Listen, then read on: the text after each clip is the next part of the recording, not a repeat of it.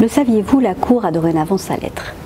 Les 6 chambres avaient déjà leurs lettres, la lettre de la chambre sociale, la lettre de la chambre criminelle, la lettre de la première chambre civile, et ainsi de suite. Ces 6 lettres exposent de façon synthétique, avec clarté, pédagogie, les décisions importantes qu'elles viennent de rendre. Elles complètent les publications officielles de la Cour, c'est-à-dire le rapport annuel, les bulletins, par un mode de communication plus accessible. Il manquait une lettre, la lettre de la Cour, c'est dorénavant chose faite. La lettre de la Cour, c'est un nouveau support d'information que le public retrouvera tous les 4 mois. D'abord, elle présentera les décisions rendues par les formations les plus solennelles de la Cour, notamment les assemblées plénières, les décisions qui ont la plus forte autorité. L'assemblée plénière constitue une émanation de l'ensemble des chambres de la Cour. Elle est présidée par le premier président lui-même. En cela, ainsi que l'a écrit le premier président Christophe Soulard, elle constitue l'un des symboles les plus puissants de l'unité de la Cour. Elle rend des décisions qui touchent la vie en société et traite de grandes questions sociétales. Par exemple, la première lettre de la Cour présente la décision rendue par l'Assemblée plénière qui a reconnu à la justice française une compétence, qu'on appelle la compétence dite universelle, pour juger des faits très graves, actes de torture, crimes contre l'humanité, crimes de guerre, commis en Syrie par des auteurs syriens sur des victimes syriennes.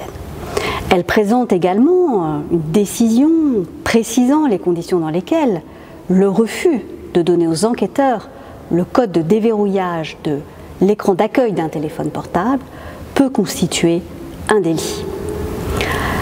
La lettre de la Cour est susceptible d'intéresser tous les citoyens. La lettre de la Cour, c'est aussi l'occasion de faire un focus sur quelques grands événements institutionnels de la Cour, nationaux, européens ou internationaux. Par exemple, la première lettre fait état des travaux du Conseil consultatif conjoint de déontologie de la relation magistrat-avocat.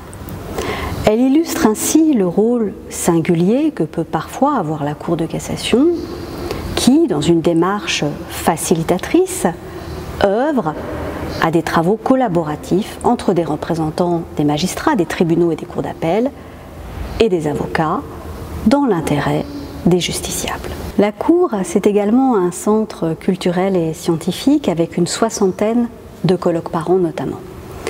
C'est la raison pour laquelle la lettre de la Cour comporte un agenda d'événements à ne pas manquer, qu'ils soient juridictionnels ou culturels, colloques, journée du patrimoine, nuit du droit notamment. La lettre de la Cour manifeste la volonté de permettre à tous de mieux connaître la Cour de cassation et ainsi également la justice. Elle s'inscrit dans une politique d'ouverture vers l'extérieur plus générale. Vous vous en souvenez peut-être, mais depuis mars 2023, la Cour a mis en place une autre innovation majeure, l'enregistrement et la diffusion de certaines de ses audiences. Vous pouvez d'ailleurs les retrouver sur son site internet ou sur ses réseaux sociaux. La justice participe à la régulation de la vie en société. Elle doit le montrer, elle doit l'expliquer. Je vous souhaite une bonne lecture.